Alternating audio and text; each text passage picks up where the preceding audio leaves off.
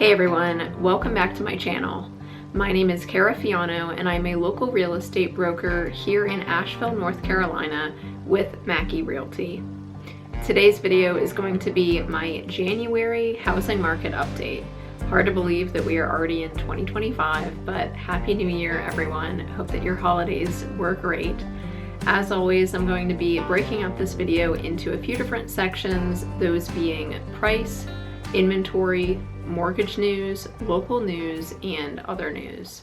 I have a lot of positive information to share in today's video, at least as it relates to local news, but I will dive into that in a little bit. If you're not already subscribed to my channel, definitely hit that subscribe button down below for more content on the WNC area, real estate, some fun vlog style videos, and a lot more. All right, let's dive into price on a national level. In November, home prices rose by 3.4% year over year. As we'll see a little bit later, this pretty much stands in line with what we're seeing on a local level too. According to CoreLogic, home prices are expected to continue rising by 3.8% between November of 2024 and November of 2025. This is certainly a slower pace than we have seen in years past, but it still is added price appreciation. Fannie Mae is saying that prices will increase by 3.6% this year, and they're saying there's a possibility that wage growth will actually surpass home price appreciation, which hasn't happened since 2011. If this were to actually happen, this would gradually improve home buyer affordability. Regarding the number of home sales, I know I mentioned this in my, I want to say December housing market update video, possibly November, but I had mentioned that home sales for 2024 were lower than they had been since 1995. Just not many homes have been sold. A lot of this has to do with low inventory and higher mortgage rates. I've read a bunch of different predictions from a lot of different sources like NAR, Redfin, REALTOR.com, Fannie Mae, a bunch of different ones. And overall, I was typically seeing anywhere between 1.5% to 9% of an increase in the number of home sales this year. That 9% definitely was an outlier. A lot of the numbers that I saw were more around like the 1.5 to maybe like 3% amount of increase for number of home sales, but overall it sounds like sales will pick up at least a little bit. Overall though, most predictions are expecting this number to stay around a 30-year low. Let's jump now into price on a local level. The average list price in the Asheville region is $581,000. This is a 16.1% increase year over year. The average sale price is pushing $523,000, which is a 1.8% increase year over year.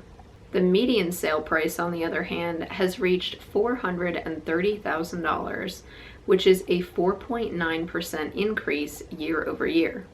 Out of these three different statistics, I do believe that the median sale price is the one to pay attention to the most. It's going to be the most accurate in terms of, you know, what most homes are selling for in this area.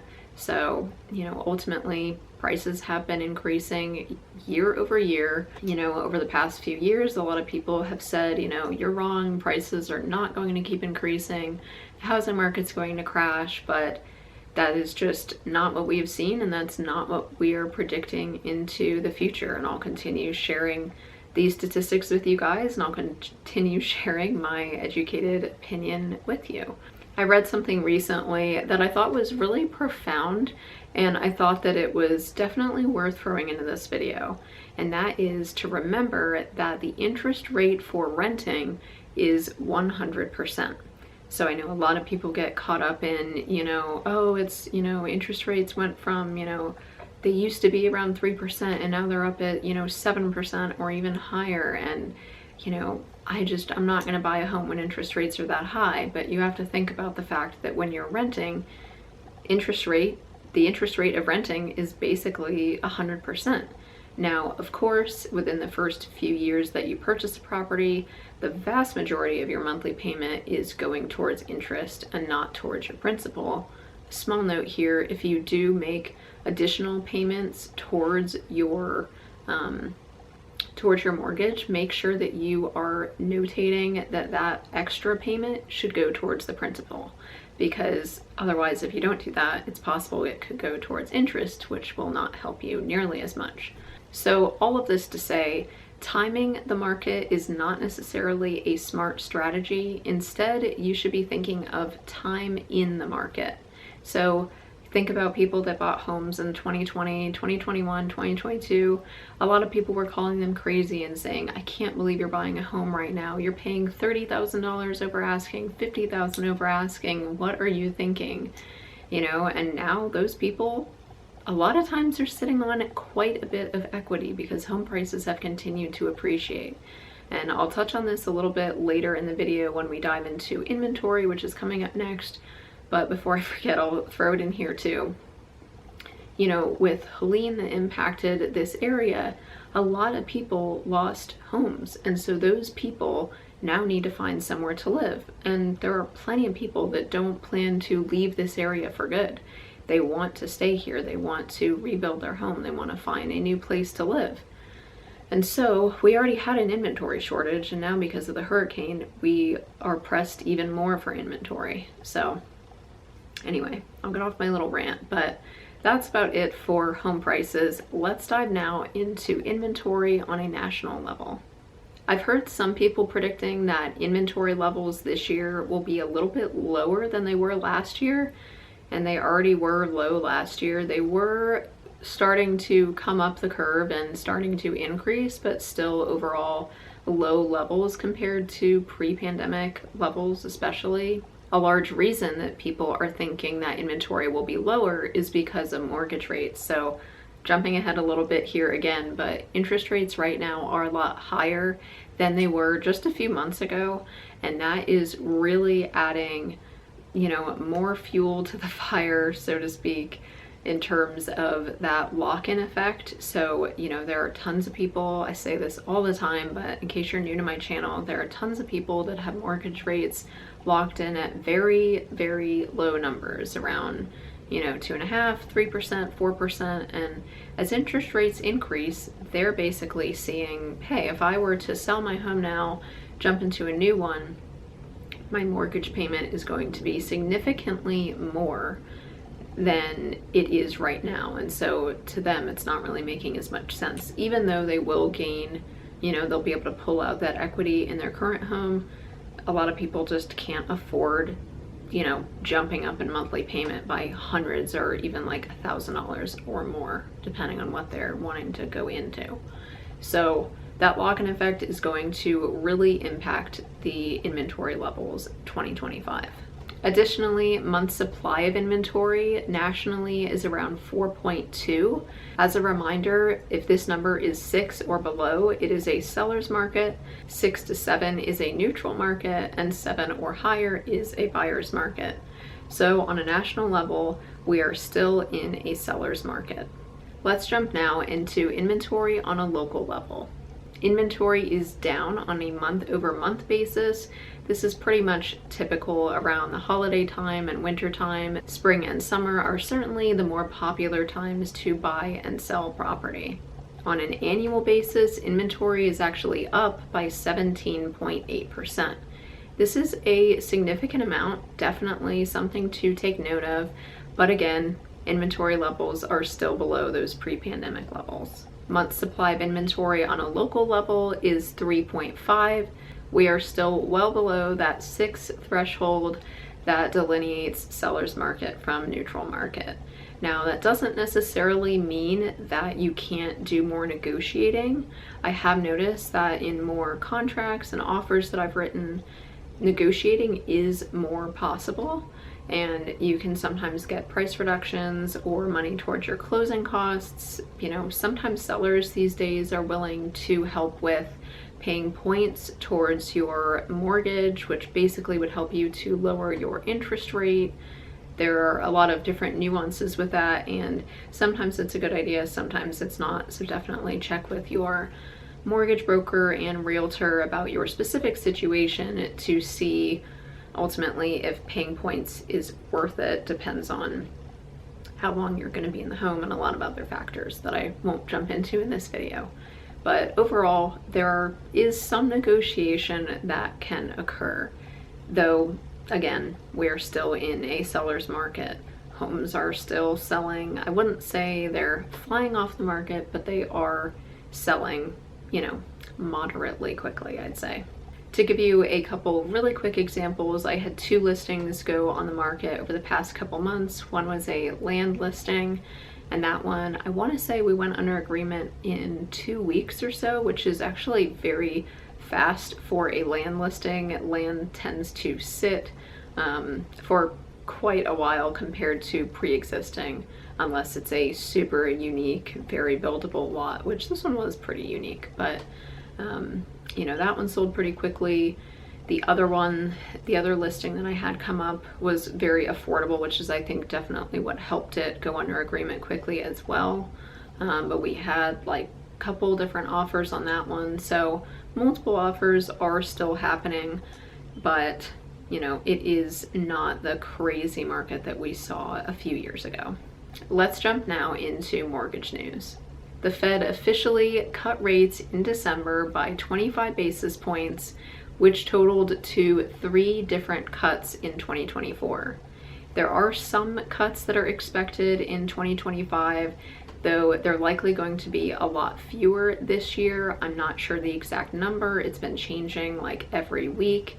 The most recent thing I heard, I believe, was yesterday. People were saying that the first rate cut might not even happen until like June or July. You know, inflation has been going in the wrong direction. I know, same thing for unemployment numbers, and you know, just a bunch of different factors that ultimately go into it. But from an economic standpoint, it is not looking like the Fed will drop rates anytime soon. Interest rates for a 30-year fixed rate mortgage are currently averaging around 7.25%.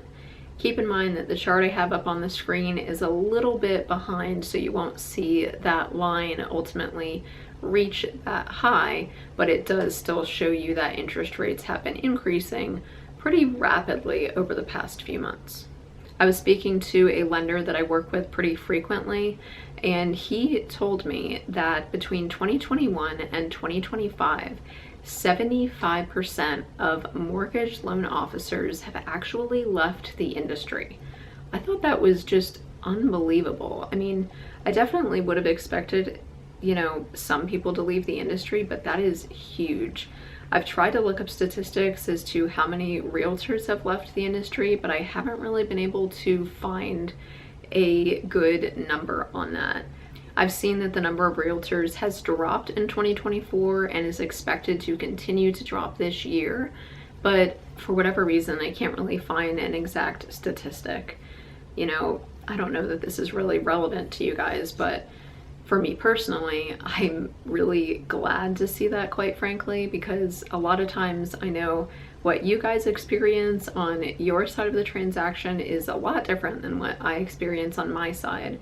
And side note here, I want to share kind of some more stories this year with you guys of like behind the scenes, you know, all the shit that I deal with basically. I think it would be really interesting and enlightening for you guys to hear.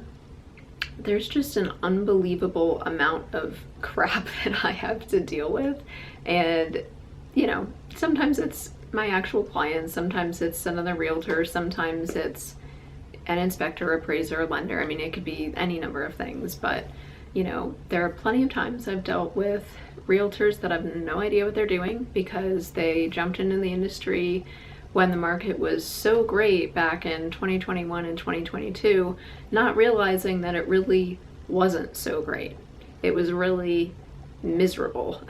Anyway, that's gonna be a whole tangent, but long story short, I'm happy to see a lot of the people that aren't in it for a career kind of leaving the industry and letting the professionals ultimately stay in it, and the people that actually know what they're doing stay in the industry, because it will just help the reputation and name of the industry ultimately, if that makes sense. Anyways, clearly I'm feeling chatty today. So let's jump now into some local news. I'm actually going to be referencing some notes on my phone for this section. I have like 10 different updates for you guys in terms of local news, a lot of really good things too. So to start out, the 2025 living wage in Buncombe County amounts to an annual salary of $48,152.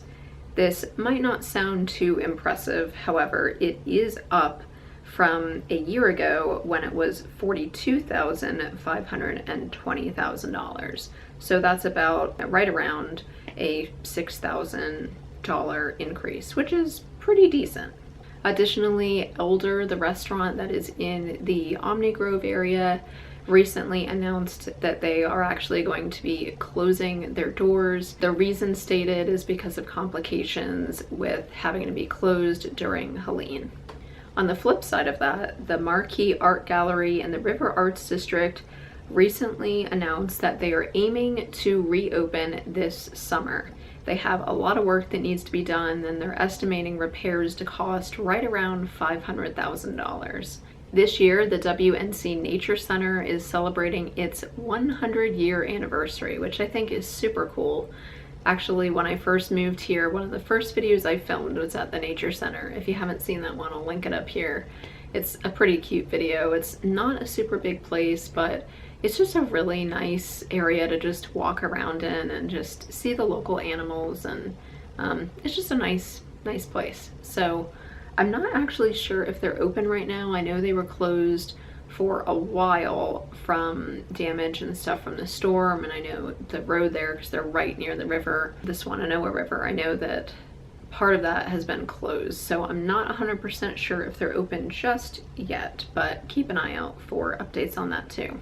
Another bit of news is that Hatley Point, which used to be called the Wolf Ridge Ski Resort up in Mars Hill, officially reopened on December 21st.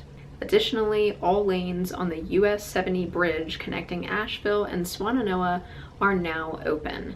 So that whole corridor there is now able to be driven on, which is great. I also read this week that Asheville made the list of the New York Times 52 places to go in 2025, and it ranked number 16. I'm actually pretty surprised that Asheville made it on any sort of list like this, considering the hurricane, but I think that it'll be ultimately good for the area. I know that a lot of businesses have been opening up since the hurricane, and really what they need right now is customers. They need people to come into their stores, eat at their restaurants. You know, right now is typically a slow time for the tourism industry, and fall, which is typically a big rush, was ultimately missed because of the hurricane. So I know that a lot of local companies are eager to get more people into their stores and restaurants and things. Probably the biggest piece of local news I have to share is that the Canton paper mill has officially sold, and the new company has plans to turn the 185-acre property into an industrial, commercial, and residential site. I will definitely be keeping an eye on this for you guys, and I'll share any, photos of plans or just any information I have on this in future videos. I think that ultimately, I know that it was a big hit to the local industry in Haywood County to have that plant close. I know a lot of different jobs were lost because so many people worked there. However, I do think that revitalizing that land will ultimately be a good thing, instead of just sitting there defunct and ultimately kind of rotting away. So I'm interested to see what comes of that property and how it's going to be developed. A couple more things for the local news category. The Southern Appalachian Highlands Conservancy protected 10,180 acres last year, which is quite a lot. I know that that company is not just for the Asheville area. I want to say they also go into Tennessee and a little bit of Greenville, South Carolina as well. Don't quote me on that. Regardless, 10,000 acres is a lot, and that's really great to know that that amount of land has been conserved and protected. The final bit of local news is that the Secretary of the U.S. Department of Housing and Urban Development announced $1.65 billion will go towards Helene recovery, and over $225 million of that was awarded directly to the city of Asheville. A question I've been asked a lot over the past few months is, how is Asheville? How's everything going there? And you know, I thought I might share a little bit of that here in today's video. I'm very curious to know as well, for you, the viewer, are you located here in Asheville? Are you maybe living in a different state considering living here? I would love to know kind of what your situation is and where you're currently living. So leave me a comment down below and let me know. I'm sure that anyone that's watching this video that lives in Asheville or surrounding areas already knows all of this stuff, but for those of you that are located in other states, basically what I've been telling everyone is a lot of progress has been made, but a lot of progress still has to be made too. I do plan on filming some videos. I planned to do this months ago, but it's just been, I've just had a lot going on, like just with life generally. So I didn't really get around to filming them, but I do plan to film some more like out of the house vlog style videos to show you like what the area actually looks like post Helene. There are some areas where you drive to and you think this looks totally fine, nothing happened. And then there are others that you go to and it still looks exactly like it did, you know, after the water receded right after Helene. So it's very interesting because it depends on who you ask, it depends on where you're located, and yeah, so it's kind of a loaded question. There's a lot of different answers I could give in terms of how is Asheville or how is the, you know, Western North Carolina region. That is everything for the local news category. Let's finish off real quick with a couple statistics for other news. I kind of touched on this already, but just as a little bit of a recap, a lot of people are predicting that the housing market in 2025 is going to look a lot like what we saw in 2024. Basically a continuation of the seller's market. Interest rates are going to remain elevated. They might drop back into the sixes, but that's probably about it. Inventory will likely remain low, and while the number of home sales might increase a little bit, that will probably still be quite low as well. The last statistic is regarding the number of years that homeowners tend to stay in their properties. Years ago, this number was around 7, but now it is up to 10. I also heard earlier today, before filming this video, that a bunch of people that purchased homes during the, I'll call it like the COVID era, like 2020, 2021, 2022, that kind of time frame, aren't necessarily happy in their homes because they, you know, maybe they rushed into something, they felt very pressured to buy their properties within like 24, 48 hours. They were competing with so many people, they had to go tens of thousands of dollars over asking. Some people didn't even see the properties in person before ultimately, you know, putting an offer, sometimes before even buying a home. I know I did so many video tours for people back then. I still do them now, but now I feel like they're kind of more like previews. Ultimately, I read that people that bought during those years aren't quite as happy in their homes as they would like. So if that is you, I would like to know about it as well. Let me know if you bought during that time frame, and if you maybe, you know, regret it from the standpoint that you just don't love the house as much. I'm sure you love the price appreciation. Who wouldn't? But yeah, let me know if, you know, if you bought during that time frame, and if so, how much you love or don't love your house. Anyways, I think I've talked your ear off enough for one day. That is everything I have to share with you guys. Although I do briefly want to mention that over the holidays, I didn't really take a break. I'll be filming a whole vlog here pretty soon, just kind of updating you guys on life stuff and just a bunch of random things really. but I have been working on a kind of revamped home buyer packet and home seller packet for you guys. So, you know, I've had my home buyer guide out for a long time. It's like a 10-page document that tells you all about the home buying process.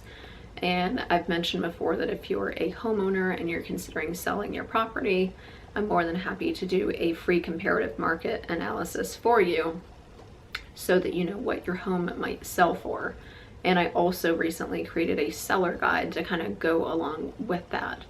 But on top of that, I'm creating even more helpful documents and resources and basically a whole packet, whether you're a buyer or a seller. So expect that to come out soon-ish. If you are interested in that, let me know and I'll let you know as soon as I am done gathering all that info. Feel free to reach out to me. I'll leave my contact info on the screen here as well as in the description box as always. And don't forget to subscribe, hit the like button, leave me a comment, share this video with your family and friends, and I will see you guys very soon in the next one.